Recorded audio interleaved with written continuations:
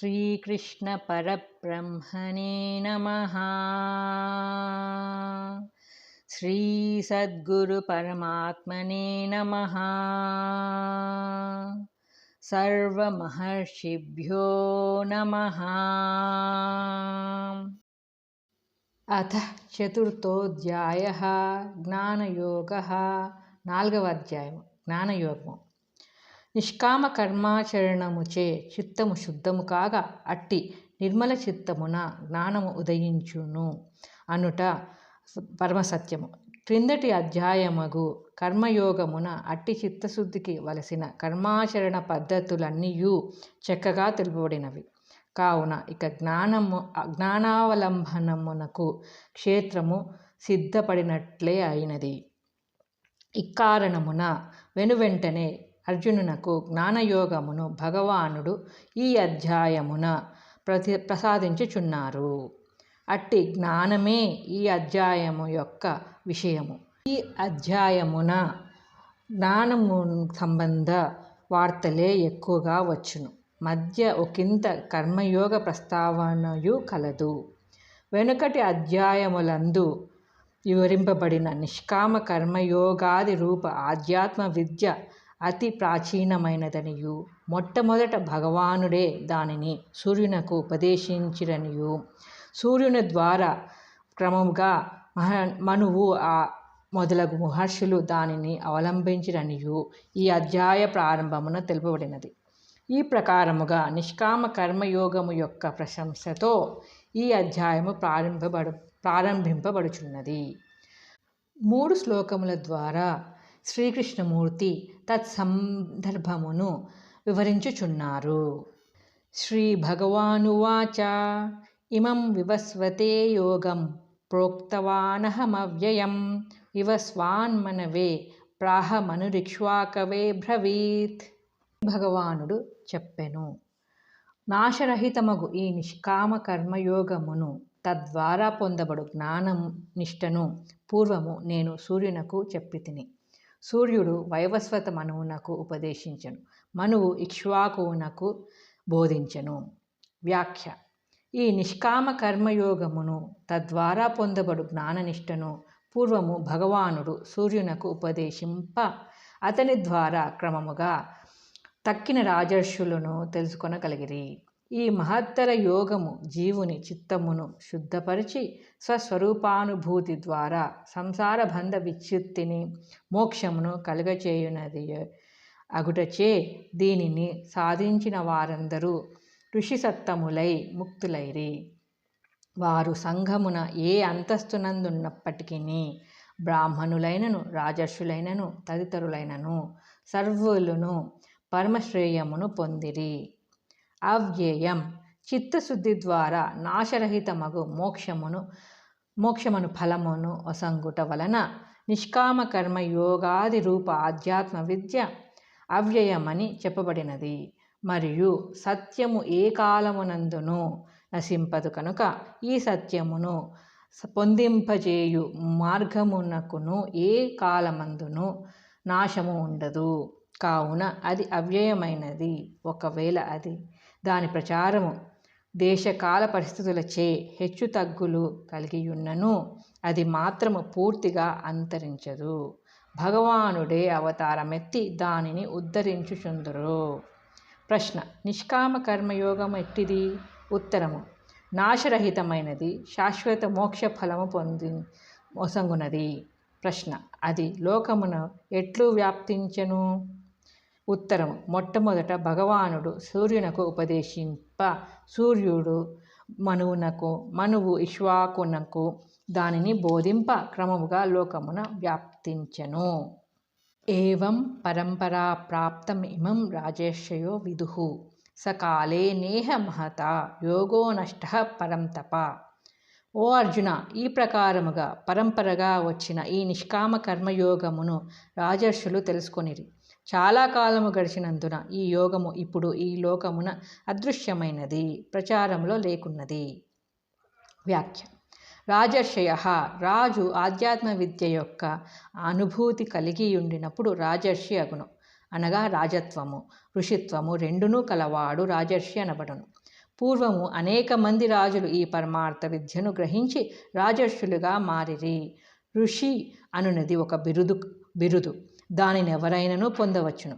ఆధ్యాత్మ జ్ఞానమును చక్కగా సాధించినచో సామాన్య మానవుడు మహర్షిగా మారిపోగలడు. నిష్కామ కర్మయోగమును అవలంబించి ఇంద్రియములను జయించి మనస్సును స్వాధీనపరుచుకొని కామాదులను నిర్జించి ఆత్మానుభవము నొందగలుగువాడే ఋషిత్వమును పరిచినట్లగును. పూర్వమెందరో రాజులు ఆ ప్రకారముగా ఆచరించి రాజర్షులు కాగలిగిరి.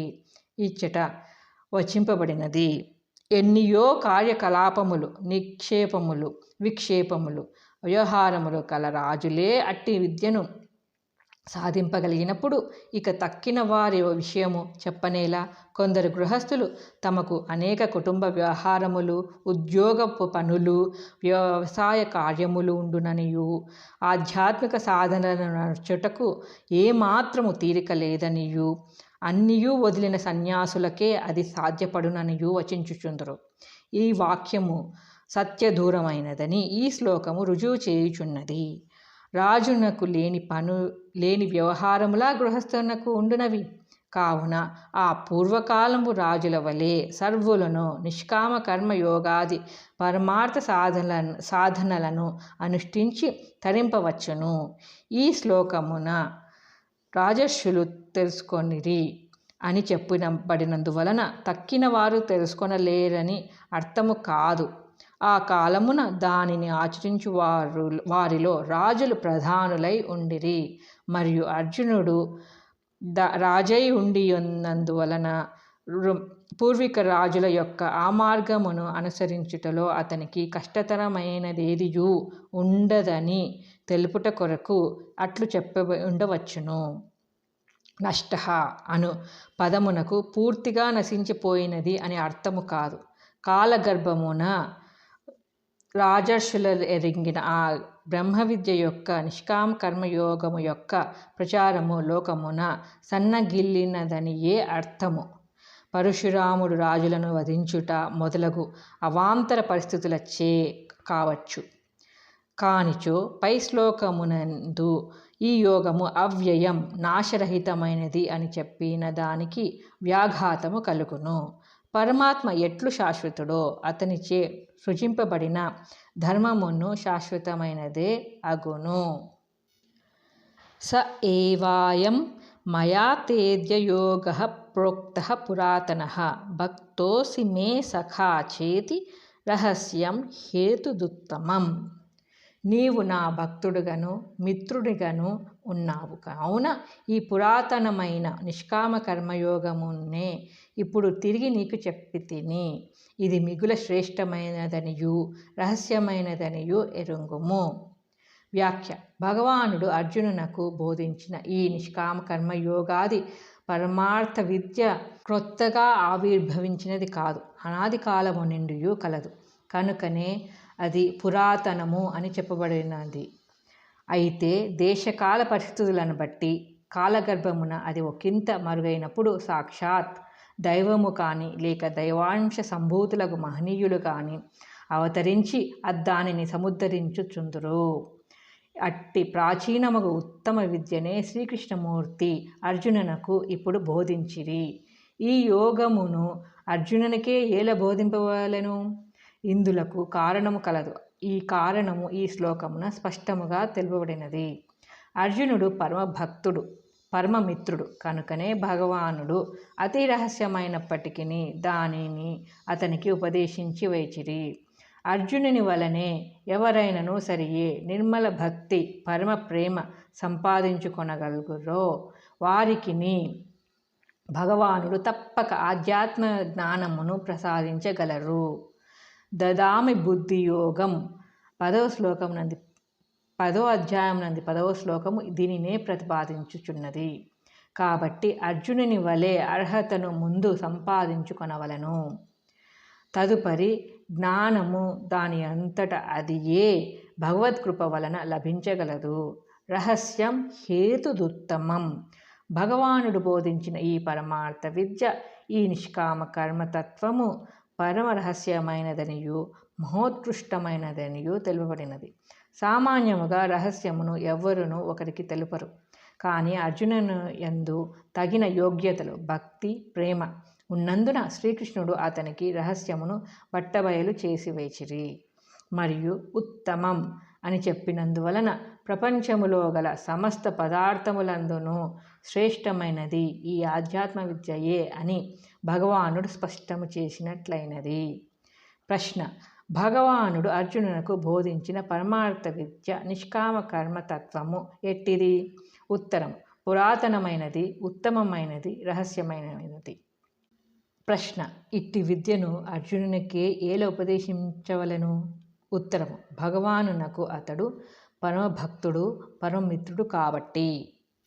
శ్రీకృష్ణమూర్తి పూర్వము సూర్యభగవానునకు ఈ పరమార్థ విద్యను ఉపదేశించిరను వాక్యమును వినుటతోడనే మొన్న ద్వాపరయుగాంతమున దేవకీ గర్భమున పుట్టిన శ్రీకృష్ణుడు సృష్టి ఆదియందు సూర్యునకు ఎట్లా బోధించగలిగిరను సంశయము అర్జునునకు కలుగగా వెంటనే తన్నివృత్తి కొరకు అతడు భగవానుని ఇట్లు ప్రశ్నించెను.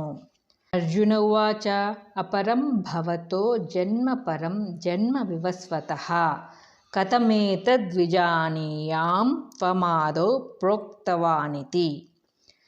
అర్జునుడు చెప్పెను: ఓ కృష్ణ, మీ జన్మము ఇటీవలిది, సూర్యుని జన్మము బహుపురాతనమైనది. అట్టిచో మీరు సూర్యునకు ఉపదేశించిరను విషయమును నేనెట్లా గ్రహించగలను? వ్యాఖ్య: పూర్వము రాజసూయ యాగ సందర్భమున అర్జునుడు భీష్ముని వంటి మహనీయుని ముఖతః శ్రీకృష్ణుని యొక్క నిజతత్వమును, వారు సాక్షాత్ పరమాత్మయే అను సత్యమును వినియుండెను. అయినను ఇప్పుడు శ్రీకృష్ణుని దేవకీ సుతినిగానే వీక్షించి మీరు మొన్ననే పుట్టిదిరి కదా అని పలుకుటకు కారణమేమి? ఇందులకు క్రింది హేతువులను చెప్పవచ్చును. సాక్షాత్ శ్రీకృష్ణుని ముఖతః అతని అవ్యయ స్వరూప వర్ణనమును అర్జునుడు స్వయముగా వినగోరి ఉండవచ్చును. లేదా ఈ ప్రశ్న ద్వారా సామాన్య జనుల యొక్క మనస్సునందుండు సంశయమును నివారింపదలచి ఉండవచ్చును. శ్రీకృష్ణమూర్తి కేవలము పాంచభౌతిక రూపము కాదు. వారు త్రికాల బాధ్యులగు విశ్వవ్యాపకులైన పరమాత్మ. ఈ సత్యమును భగవానుడే మరుశ్లోకమునందు చెప్పబోదురు. దేహదృష్టి, మనోదృష్టి, ఆత్మదృష్టి అను 3 దృష్టులు కలవు. ఒక వ్యక్తిని చూడగానే అతని శరీరము, చర్మము, దాని అందచందములు, దాని పుట్టుక, జాతి, రంగు, ఆకారము మాత్రమే స్ఫురణకు వచ్చుట దేహదృష్టి. అతని పాండిత్యము, గుణగణములు, శీలము మున్నగు వానిని తలంచుట మనోదృష్టి. అతని నిర్మల ఆత్మరూపమునే వీక్షించుట ఆత్మదృష్టి. ఇందు 3వది యగు ఆత్మదృష్టినే మహనీయులు కలిగియుందురు. సామాన్య జనులు మొదటి 2 దృష్టులను అవలంబింతురు. దేహము, మనస్సు ప్రకృతిజన్యములు, నశ్వరములు. ఈ దృష్టులు సరికావు. కావున ఆత్మదృష్టినే ప్రతివారును అభ్యసించవలయను. దానినే భగవానుడు ఇప్పుడు ప్రతిపాదింపబోవుచున్నారు.